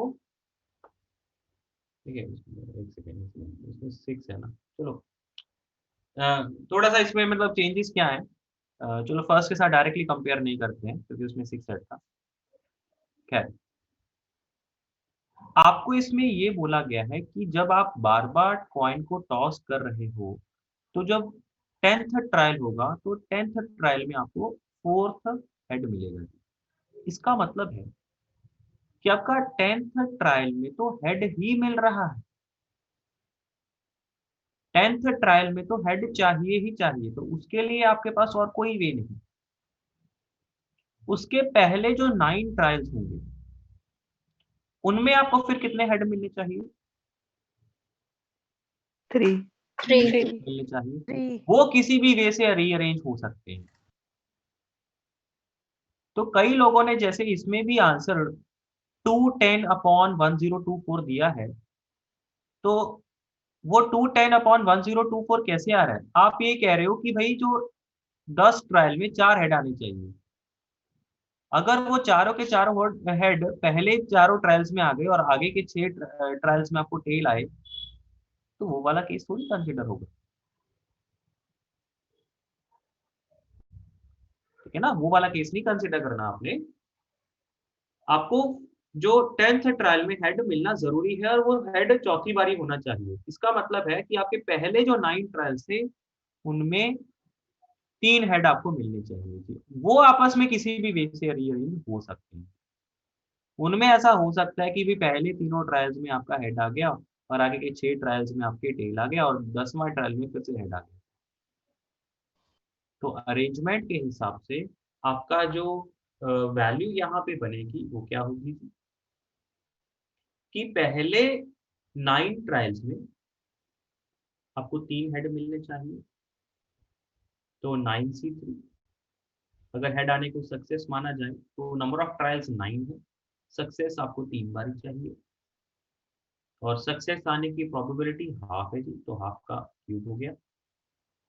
फेलियर होने की प्रोबेबिलिटी भी हाफ है जी, तो उसकी पावर 6 हो गया जी।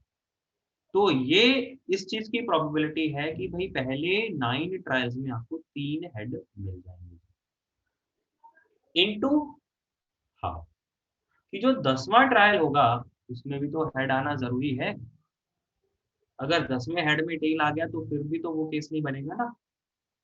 तो 10वें हेड ट्रायल में आपका हेड आना जरूरी है, जिसकी खुद की प्रोबेबिलिटी हाफ है, उस हाफ से मल्टीप्लाई होगा। तो इसलिए इसको सिंप्लीफाई करेंगे तो 21/256 आंसर आएगा। कई लोगों ने 21/128 आंसर दिया था, तो उन्होंने 10th ट्रायल वाला हाफ नहीं किया था। हाफ नहीं किया था, बाद में याद आ गया। तो ये सही आंसर है। सर 10th ट्रायल में जब हमें दिया कि हेड आना ही है, तो फिर हाफ से क्यों कर रहे हैं मल्टीप्लाई? हमें ये नहीं बोला कि हेड आना ही है, हमें ये बोला है कि find the probability that 10th trial में 4th हेड आए। अच्छा ठीक है सर। मतलब आपकी ये रिक्वायरमेंट है, आपको कोई कंडीशन नहीं दिया गया, ये कोई कंडीशनल प्रोबेबिलिटी नहीं है जिसमें आपको बोले कि वो 10th ट्रायल में चौथा हेड आ रहा नहीं है कि चौथा हेड आए। ठीक है ना, मीनिंग थोड़ा रिलेट करिए। सबको समझ में आया? Yes sir.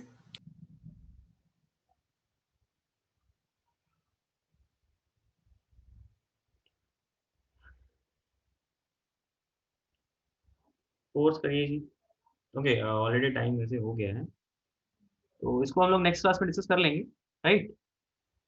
जैसे इसमें ज़्यादा टफ है नहीं, हो भी जाएगा आप लोगों से। सर हाँ जी सर वैसे इस ये लास्ट क्लास है ना इस वीक की, तो ये लास्ट मतलब इसके आगे और कोई टॉपिक्स नहीं है प्रोबेबिलिटी में? प्रोबेबिलिटी खत्म है जी। Okay sir.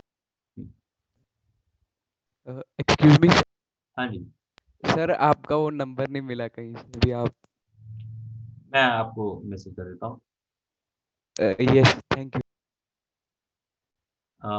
तो बेटा प्रोबेबिलिटी जो चैप्टर है वो आपका कंप्लीट हो गया है।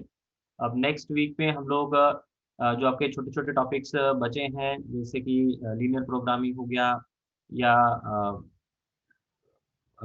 जैसे रिलेशंस रह गया था, या स्टार्ट्स वगैरह हो गया है ना, इन चैप्टर को 1 बाय 1 करके स्टार्ट करके उनको कंप्लीट करेंगे। ठीक है सर, ये क्वेश्चन डिस्कस करके खत्म ही कर देते हैं फिर आज। Yes sir. Yes sir. अब कल के लिए क्या छोड़ना अलग से? तो कर लो।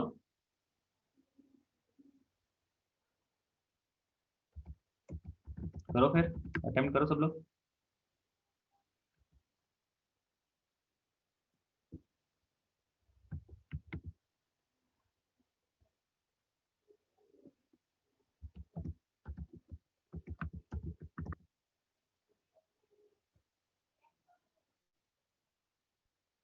सर मेरे को एक और चीज भी पूछनी थी।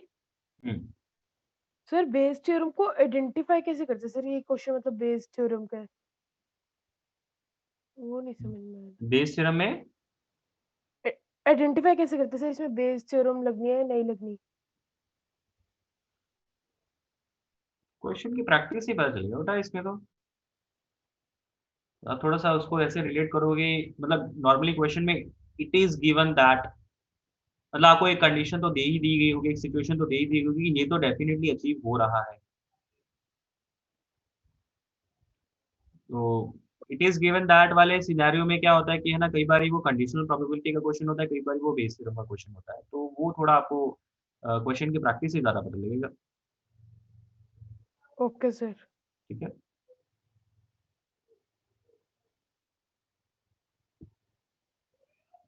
Sir 5CR 0.2 raised to the power r into 0.8 raised to the power 5 minus r. Okay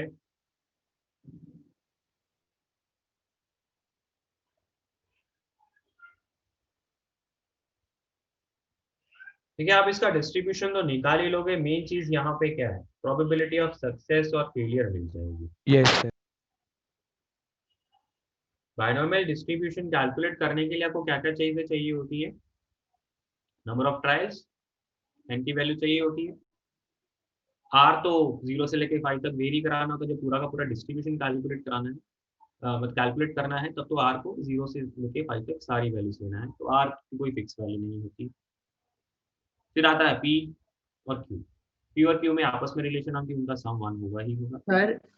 sir इसमें पी और क्यू मतलब आपस में दोनों इंटरचेंज भी हो सकते हैं ना, दो आएंगे सिनेरियो। ऐसा हो सकता है, मतलब आई थिंक क्वाड्रेटिक बन रही है ना पी में।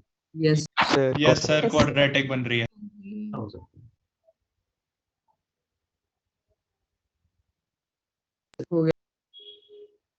हो गया सर, पी done sir. Done sir. Done देख सर। लेते हैं, sum of mean and variance is 1.5, मतलब n p plus n p q, ये आपको 1.5 दिया है, जिसमें एन आपको 5 दिया है, तो 5 टाइम्स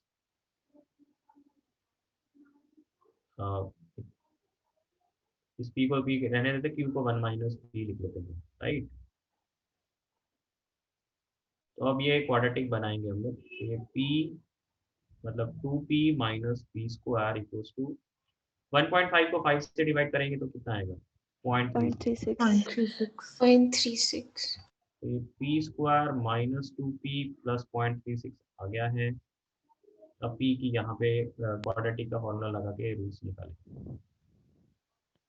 तो 1.8 पॉइंट, इसको 4 टाइम्स करेंगे तो 1.44 है ना, सर 0.2 ही हो जाएगी, ये एक 2.6 हो जाएगा, 2.6 का स्क्वायर रूट 1.6 हो जाएगा।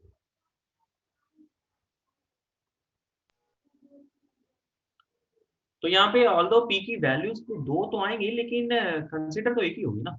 Yes sir. 1.6 को 2 में ऐड करके उससे तो जो वैल्यू आएगी वो 1 से ज्यादा हो जाएगी, आप उसको कंसीडर नहीं करोगे, तो इसीलिए पी की सिर्फ एक ही वैल्यू पॉसिबल है, विच इज 0.2। ओके, जो दोनों के सब्ट्रैक्शन से आपको मिलेगी, दैट मींस क्यू हो गया जी 0.8। तो 2 वैल्यू तो नहीं आएंगी बेटा, चलिए जो आप कह रहे थे 2 वैल्यूज आ रही है, क्वाड्रेटिक की वजह से 2 वैल्यू आ रही है, लेकिन वो एक डिस्कार्ड हो गई। Yes sir. इसका डिस्ट्रीब्यूशन आप बना ही लोगे। Okay yes sir. तो कल हमारा डिस्कशन है रखा हुआ है, कोई याद ही होगा। Yes sir. यस 3D का है ना, 3D NCERT और वेक्टर्स की जो शीट का थोड़ा बहुत सेगमेंट बचा हुआ था वो। Yes sir. Yes sir. Okay बेटा, thank you. Thank you sir. Thank you sir. Sir वो 3 o'clock